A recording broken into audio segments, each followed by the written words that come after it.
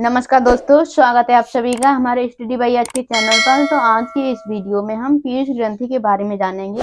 Last video में हमने hypothalamus किया था और आज की इस वीडियो में हम पीयूष ग्रंथि के बारे में जानेंगे। तो पीयूष ग्रंथि का आकार हमारा कैसा होता है? मटर के दाने की तरह। पीयूष ग्रंथि का आकार कैसा होगा? मटर की तरह। छोटी सी पीयूष ग्रंथि होती है मगर इसका काम और हार्मोन बड़े बड़े होते हैं। मटर के आकार का इसका आकार कैसा होगा? मटर के दाने के आकार का। ठीक है, ये होती है हाइपोथैलेमस से नीचे। इसकी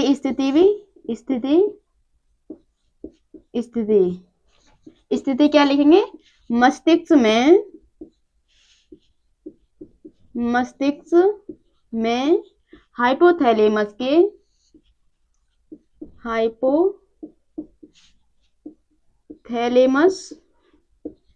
से ग्रंथ के द्वारा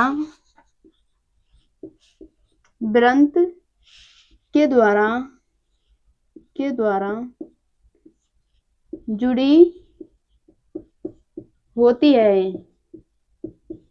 होती है और क्या इसमें? ये हाइपोथैलेमस के नीचे होती है।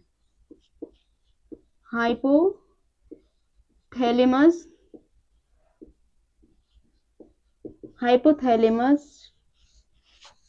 के नीचे होती है। इतना समझ में आया? पीयूष ग्रंथि का आकार मटर की दाने की तरह होता है। ये छोटी जरूर होती है मगर ये बहुत ही इम्पोर्टेंट ग्रंथि मानी जाती है, क्योंकि इसे मास्टर ग्रंथि भी कहा जाता है। इसे मास्टर ग्रंथि भी कहा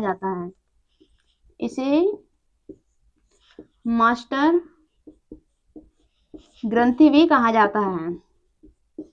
क्यों कहा जाता है? ग्रंथि भी कहा जाता है। क्यों कहा जाता है इसे? क्योंकि यह सभी अंतःस्रावी ग्रंथियों पर अपना नियमन बनाए रखती है। ठीक है, नियमन बनाए रखती है और इससे सबसे ज्यादा हार्मोन स्रावित होते हैं, इसलिए इसे मास्टर ग्लैंड भी कहते हैं। तीसरा पॉइंट, ये सेला टर्शिका गुहा में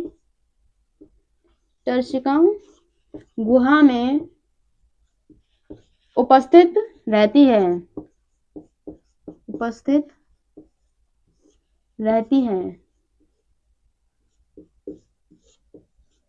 कहाँ होती है? सेला टर्शिका गुहा में उपस्थित रहती है। इसका आकार होता है मटर की दाने की तरह। इसे मास्टर ग्लैंड भी कहते हैं, जो अन्य सभी अंतःस्रावी ग्रंथियों पर अपना नियमन बनाए रखती है। ठीक है, यह कंट्रोल में रखती है सभी ग्लैंडों को।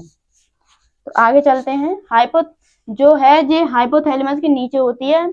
अब पीयूष ग्रंथि को दो पालियां होती है। पीयूष ग्रंथि में दो पालियां होती हैं। तो देखते हैं कौन कौन सी होती हैं। पीयूष ग्रंथि, ठीक है। अब इसकी दो पाली बनाएंगे। पहली पाली, पहले नाम लिख लेते हैं फिर चित्र से समझेंगे। पहली अग्रपाली। कौन सी? अग्रपाली। दूसरी पश्चपाली। दो पाली हो गई। अग्र वाली पाली बड़ी होती है, लिख देते हैं। अग्रपाली बड़ी होती है पश्चपाली की तुलना में, ये छोटी होती है। इसे दूसरे नाम से क्या जाना जाता है? अग्रपाली को दूसरा नाम क्या होता है? इसका दूसरा नाम होता है इसका एडिनोहाइपोफाइसिस।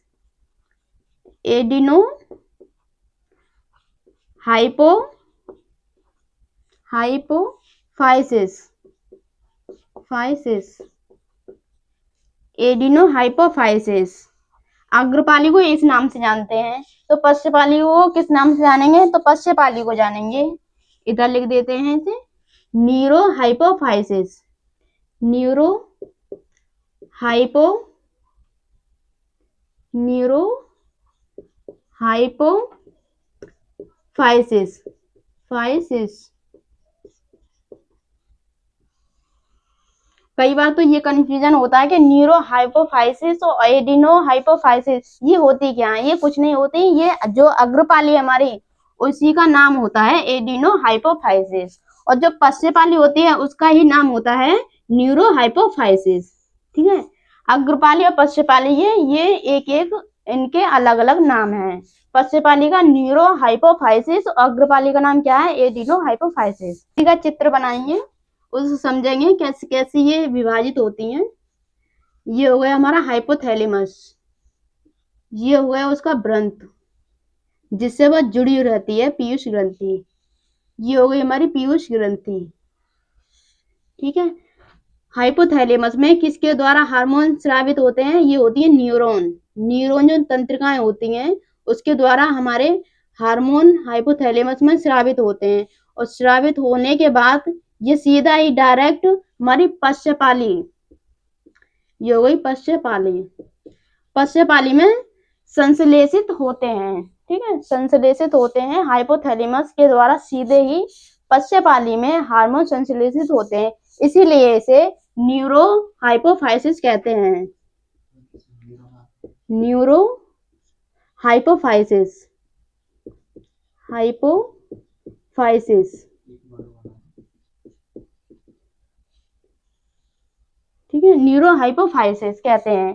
पश्चपाली को क्या कहते हैं? Neuro hypophysis. इसे दूसरे नाम से भी जानते हैं, उस दूसरा नाम क्या है? पार्स नर्वोसा,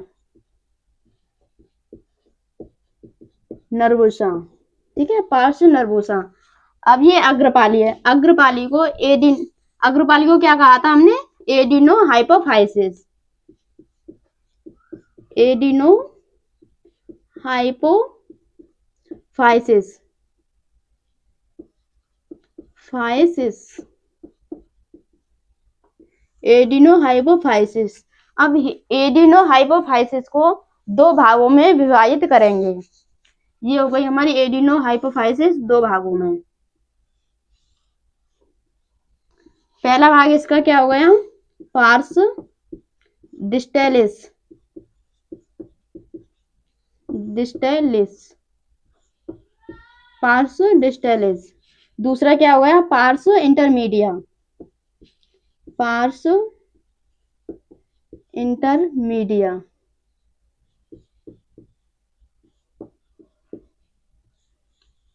पार्स इंटरमीडिया जो अग्रपाली थी हमारी उसको क्या कहा था हमने? Adenohypophysis. अब एडिनो हाइपोफाइसिस को दो भागों में बांटा, और उसका पहला भाग क्या था? पहला भाग था पार्स डिस्टेलिस, दूसरा क्या था? Parse intermedia. जो पार्स इंटरमीडिया है वह हमारा यानी अग्रपाली से ही जुड़ा रहता है। ये मान लीजिए ये है, ये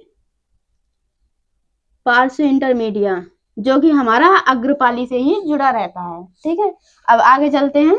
आगे पार्स डिस्टेलिस और पार्स इंटरमीडिया और पार्स नर्वोसा के हम हार्मोन देखेंगे, ये कितने प्रकार के हार्मोन स्रावित करते हैं और क्या क्या कार्य होता है इनका।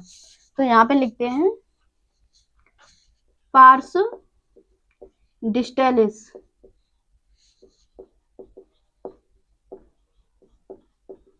ठीक है, पार्स डिस्टेलिस, बीच में लिख देते हैं अग्रपाली। ये सभी नाम अग्रपाली के थे,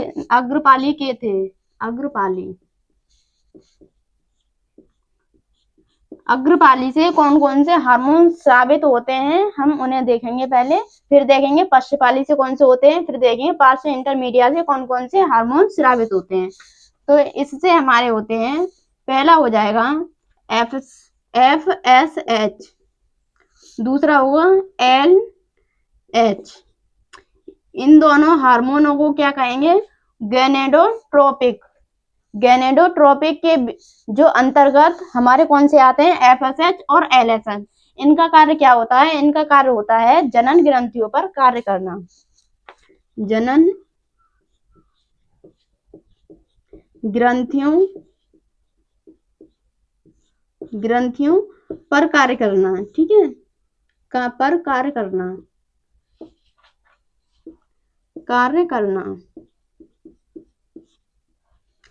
दूसरा हार्मोन हमारा कौन सा स्रावित होता है? दूसरा होता है ACTH। ATCH ये हार्मोन हमारे एड्रिनल कॉर्टेक्स पर कार्य करता है। लिख देते हैं यहाँ पे, एड्रिनल के कॉर्टेक्स पर ये कार्य करता है।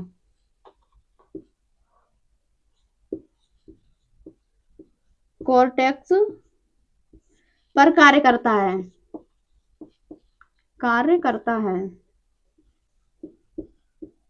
एड्रिनल के दो भाग होते हैं, एक होता है कॉर्टेक्स और दूसरा होता है हमारा वल्गुट। तो कॉर्टेक्स पर कौन सा काम करेगा? ATCH, ठीक है। और तीसरा हार्मोन कौन सा स्रावित होता है? तीसरा हार्मोन होता है हमारा GH। GH को क्या कहते हैं? ये वृद्धि हार्मोन होता है। वृद्धि हार्मोन क्या करता है? हमारे शरीर में वृद्धि को नियंत्रित करता है, यानी उसका नियमन करता है। इसे क्या करेंगे? सोमेटोट्रोपिन। इसे दूसरे नाम से क्या जानेंगे? दूसरा नाम क्या होता है इसका? सोमेटोट्रोपिक। दूसरे नाम से क्या जानेंगे? सोमेटोट्रोपिक के नाम से इसे जानेंगे, ठीक है। इसका कार्य क्या होता है? GH। यदि GH अधिक मात्रा में स्रावित हो और कम मात्रा में स्रावित हो, इससे भी रोग हो सकते हैं। तो यदि अधिक मात्रा में स्रावित हो, यहाँ पे लिख देते हैं अधिक मात्रा में श्रावण,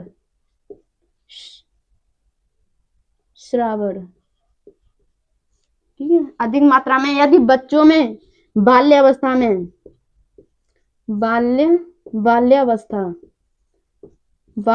में हो तो कौन सा रोग हो जाता है? ये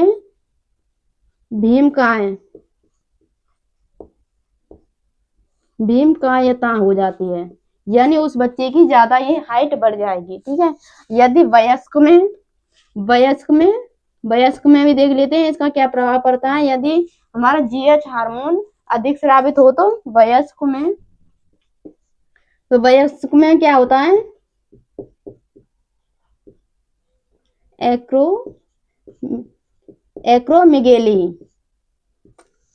एक्रोमेगेली में क्या होता है? वयस्क में अगर GH का हार्मोन अधिक स्रावित हो जाए तो वयस्क में या तो उसका एक हाथ बड़ा हो जाएगा या फिर नाक बड़ी हो जाएगी, तो इसमें ये होता है। तो आगे चलते हैं। तीसरा हमारा चौथा हार्मोन क्या निकलता है इससे? पर्स डिस्टेलिस से। तो ये निकलता है हमारा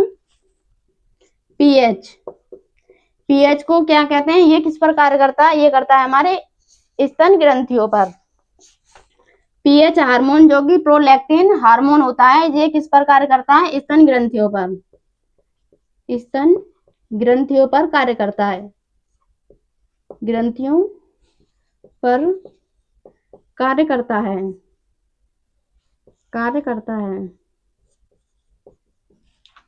नेक्स्ट हार्मोन कौन सा निकलेगा? नेक्स्ट हार्मोन निकलेगा हमारा TSH,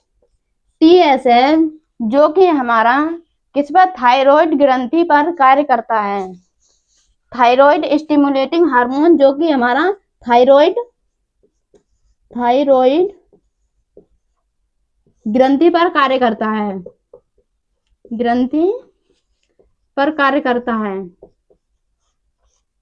ठीक है। अब देखेंगे हम पार्स डिस्टेलिस के। तो हमने हार्मोन जो रिलीज होते हैं ये तो देख लिए, अब देखेंगे पार्स इंटरमीडिया के। पार्स इंटरमीडिया से हमारा एक ही हार्मोन स्रावित होता है, तो इसे यहाँ लिख देते हैं। पार्स नहीं, ये तो पार्स डिस्टेलिस है। हम पढ़ेंगे पार्स इंटरमीडिया से स्रावित होने वाले हार्मोन। तो इसे साफ करते हैं। पार्स इंटरमीडिया मीडिया पार्श्व इंटरमीडिया से स्रावित होने वाले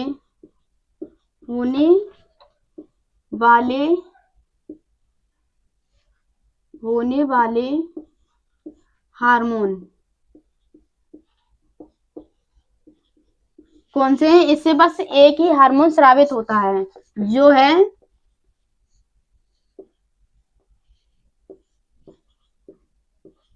मेलेनोसाइट। कौन सा हार्मोन है? Melanocyte hormone. पार्श्व इंटरमीडिया एक ही हार्मोन को स्रावित करती है या रिलीज करती है, वो कौन सा है? मेलेनोसाइट। मेलेनोसाइट का जो कार्य है, अब इस पर कार्य लिखेंगे, ये काम क्या करता है, क्योंकि भाई कोई भी हो, ठीक है, तो उसका कार्य, नाम और पता ये तो होना चाहिए। तो इसका कार्य क्या है? नाम तो हो गया, इसका कार्य होना चाहिए। कार्य ये क्या है इसका? ये त्वचा के रंग को गहरा करता है। त्वचा के रंग को गहरा करता है, अब बचा है हमारा लास्ट, ये तो हमने देख लिया। अब बचा है हमारा लास्ट पार्स नर्वोसा या पश्च पाली या फिर कह दो न्यूरो हाइपोफाइसिस।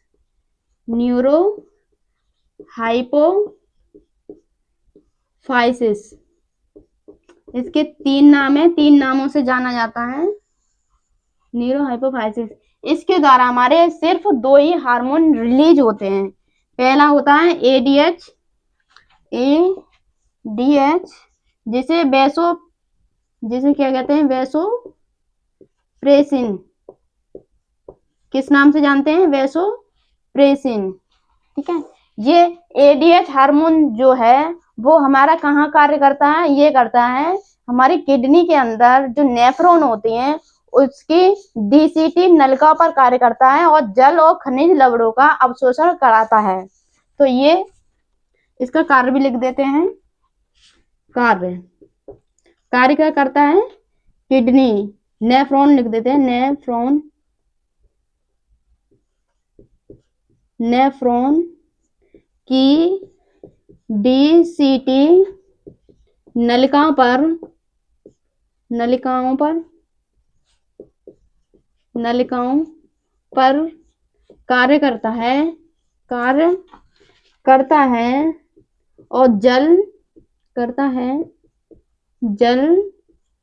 कार्य करता है और जल और खनिज लवणों का अवशोषण कराता है। लवणों का अवशोषण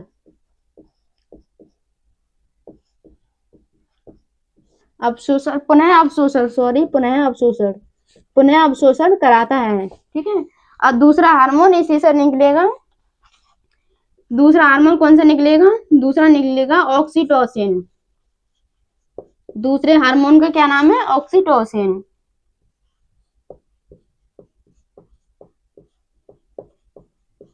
ऑक्सीटोसिन। ये हमारा कहाँ कार्य करेगा? ऑक्सीटोसिन ये यूट्रस की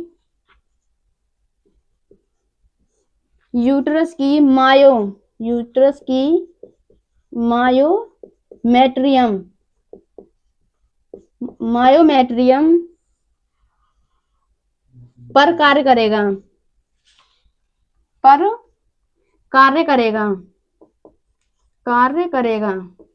इसे बर्थ हार्मोन के नाम से भी जाना जाता है।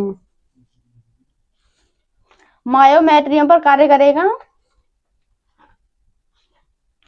ये जो हार्मोन है हमारा कौन सा? ऑक्सीटोसिन, किस पर कार्य करेगा? ये यूट्रस की मायोमेट्रियम पर कार्य करेगा, उसे संकुचित करवाएगा और इसे कौन से नाम से भी जाना जाता है? दूसरा कौन सा नाम होता है? इसका दूसरा नाम होता है बर्थ हार्मोन। तो हमने आज की क्लास में पीयूष ग्रंथि के बारे में पढ़ा। तो वीडियो यहीं समाप्त करते हैं। वीडियो पसंद आई हो तो लाइक प्लीज सब्सक्राइब करें और फिर मिलते हैं अगली वीडियो में। जब